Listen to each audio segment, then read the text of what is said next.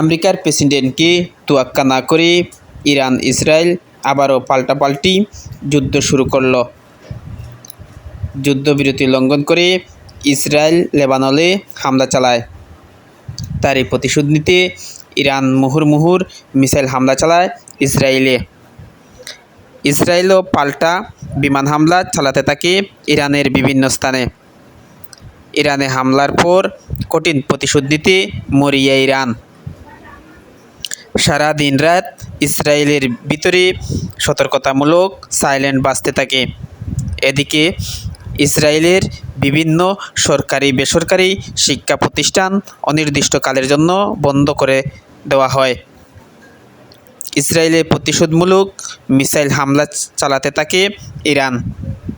আবারও কি মধ্যপ্রাচ্যে যুদ্ধের দামামা বেজেই চলছে।